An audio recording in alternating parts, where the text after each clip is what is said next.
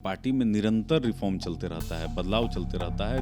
कांग्रेस से अच्छा परफॉर्मेंस किए हैं। जब मुख्यमंत्री आवास के अगल बगल शराब बिक सकता है, बिहार सरकार के ज्यादातर मंत्री शाम होते ही शराब में डूब जाते हैं।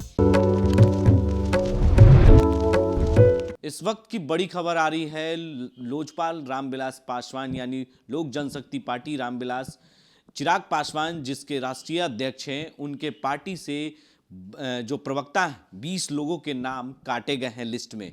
ये चिराग पासवान ने एक बड़ा कार्रवाई किया है अपने पार्टी के ऊपर। कई प्रवक्ताओं के नाम जो है लिस्ट से हटाए गए हैं, उन्हें अब डिसॉल्व किया गया है। वो हम जानने के लिए हमारे साथ चंदन सिंह हैं जो लोजपा के प्रवक्ता हैं और उनसे हम बात करेंगे। लोक जनशक्ति पार्टी रामविलास पासवान की पार्टी के प्रवक्ता हैं, उनसे हम बात करेंगे। क्या कहेंगे, 20 लोगों के नाम काटे गए हैं आपके पार्टी से प्रवक्ता, क्या आपके नाम भी काटे गए हैं क्या? देखिए, पार्टी में निरंतर रिफॉर्म चलते रहता है।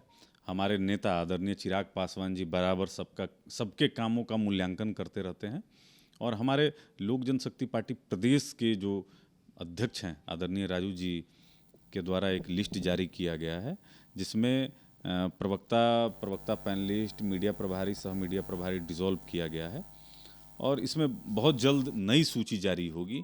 उसमें नए दायित्व के साथ हम लोग नई ऊर्जा के साथ पार्टी के सभी प्रवक्ता फिर से लगेंगे अपने काम में। आखिर ये अचानक चिराग जी को इतना बड़ा एक्शन क्यों लेना पड़ा? नहीं, देखिए, मैंने जैसे कहा ना कि पार्टी में निरंतर रिफॉर्म चलते रहता है, बदलाव चलते रहता है, दायित्व को बदला जाता है। तो जिस दायित्व में जिसकी जो मजबूती होगी उसको वो दायित्व दिया जाता है। हमारे राष्ट्रीय अध्यक्ष आदरणीय चिराग पासवान जी बराबर सब पे नज़र रखते हैं और एक नए दायित्व के साथ नए लिस्ट बहुत जल्द जारी हो जाएगा। चुनाव में सही परफॉर्मेंस नहीं आने की वजह से क्या? देखिए, चुनाव में तो हम लोग तीसरे स्थान पर हैं और जब हमको नॉमिनेशन के 3 दिन बाद पार्टी का नया नाम लोक जनशक्ति पार्टी रामविलास और नया सिंबल हेलीकॉप्टर छाप मिला और उस पर हम लोग भारत के प्रमुख विपक्षी पार्टी कांग्रेस से अच्छा परफॉर्मेंस किए हैं, जनता हमें सहज स्वीकार की है, तो हमारा तो पहला ही चुनाव था। नीतीश कुमार की जो 16 साल की जो नाकामियाँ थी उसको हम लोग जनता के बीच में लेकर गए और जनता ने हमें तीसरे स्थान पर रखा है। हम आने वाले समय में प्रयास करेंगे कि हम तीसरे से पहले पर आएं और निरंतर साल के 365 दिन हमारा संघर्ष जारी रहेगा। लेकिन सुमित सिंह जो मंत्री हैं बिहार सरकार के, उन्होंने कहा कि हेलीकॉप्टर तो उड़ा ही नहीं उनका। देखिए, माननीय मंत्री जी पे बहुत गंभीर भ्रष्टाचार के आरोप उन पर लगे हैं। उन्हीं के क्षेत्र के दलित युवक ने उन पर गंभीर आरोप लगाए हैं, भ्रष्टाचार के आरोप लगाए हैं। माननीय मुख्यमंत्री जी को अपने कैबिनेट मंत्रियों का भ्रष्टाचार नहीं दिखता है, इनको मलाई खाने के लिए वह छोड़ दिए हैं। तो जिन मंत्री का आप नाम ले रहे हैं वो पहले अपने आप को वो भ्रष्टाचार से साबित करें कि उन पर जो भ्रष्टाचार लगे हैं वो गंभीर नहीं है या गलत हैं। एफआईआर क्यों नहीं करते हैं उस युवक के खिलाफ? तो देखिए, मलाई ये लोग खा रहे हैं और आदरणीय चिराग पासवान जी का कद इन लोग से बहुत बड़ा है। राष्ट्रीय स्तर के नेता हैं हमारे आदरणीय चिराग पासवान जी, तो छोटी मुंह बड़ी बात लोग कर देते हैं। इन दिनों बिहार में जहरीली शराब से लगातार लोगों की मौत हो रही है। गोपालगंज हो या बेतिया में जहरीली शराब कांड इन दिनों फिर से उभरता हुआ दिख रहा है। एक वक्त में गोपालगंज में भी हुआ था, फिर बेतिया में हुआ। इस तरह के लगातार मौतें हो रही हैं, कई लोग अस्पताल में भी भर्ती हैं।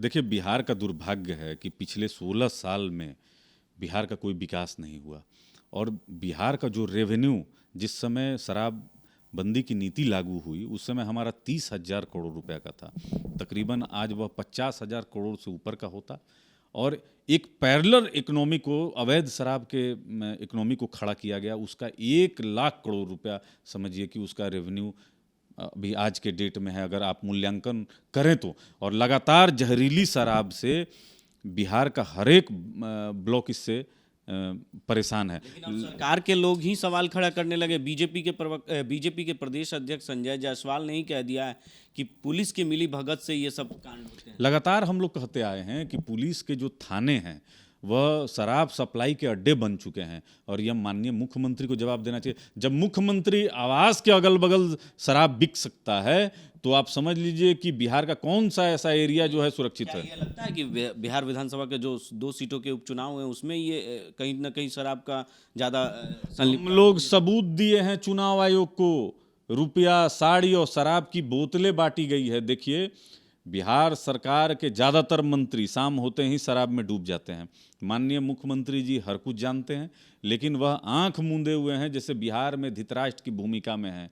माननीय मुख्यमंत्री जी ने जो बिहार का नुकसान किया है आर्थिक रूप से, सामाजिक रूप से, और अभी कई मौतें और होंगी। बिहार के विभिन्न जिलों में लगातार 2, 3, 4 मौतें होती हैं। जो मीडिया से दूर होता है उसको दबा दिया जाता है या परिजन डर से दाह संस्कार उसका कर देते हैं, लेकिन यह लगातार हजारों हजार की संख्या में लगभग समझिए प्रतिदिन लोग जाएंगे परिवार से उनके मिलने मुलाकात? बिल्कुल, हम लोग परिवार के पास जाएंगे। लेकिन देखिए, बिहार सरकार यह जो शराब नीति बनाई है, यह दलित विरोधी शराब नीति है। आप गौर करेंगे कि इसमें ज़्यादातर दलित जेल के अंदर हैं और जो बच जा रहे हैं वह जहरीली शराब पीकर अपनी जान दे रहे हैं, आंख से अंधे हो जा रहे हैं। माननीय मुख्यमंत्री जी को अपनी शराब नीति को फिर से देखना चाहिए और जनता के हित में क्या हो सकता है उसको सर्वदलीय बैठक बुलाकर, और देखिए जो मृतक परिवार हैं उनको एक सरकारी नौकरी और 25 लाख रुपया मुआवजा मिलना ही चाहिए। तो देखिए, हमारे साथ चंदन सिंह थे, जो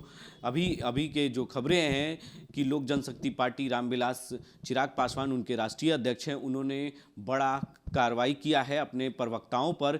20 लोगों के जो नाम लिस्ट में थे उसमें बदलाव किया है, क्योंकि बिहार विधानसभा के उपचुनाव हुए हैं और उसके नतीजे तीसरे नंबर की पार्टी लोजपा यानी लोक जनशक्ति पार्टी बन चुकी है, जिसको लेकर चिराग पासवान ने बड़ा बदलाव किया है प्रवक्ताओं की लिस्ट में। और कई पैनल जो लिस्ट जो तैयार किए गए हैं उसमें कई लोगों के नाम नहीं भी हैं, कई लोगों के नाम रखे भी गए हैं। तो ये कह सकते हैं कि इस वक्त की जो बड़ी खबर थी वो हमने आपको बताई। और जिस तरीके से चंदन सिंह ने जहरीली शराब कांड पर भी खोल कर रख दिया पोल पूरी तरीके से सरकार की। तमाम ऐसी खबरों के लिए आप बने रहे देश जी न्यूज़ के साथ और देखते रहें देश जी न्यूज़।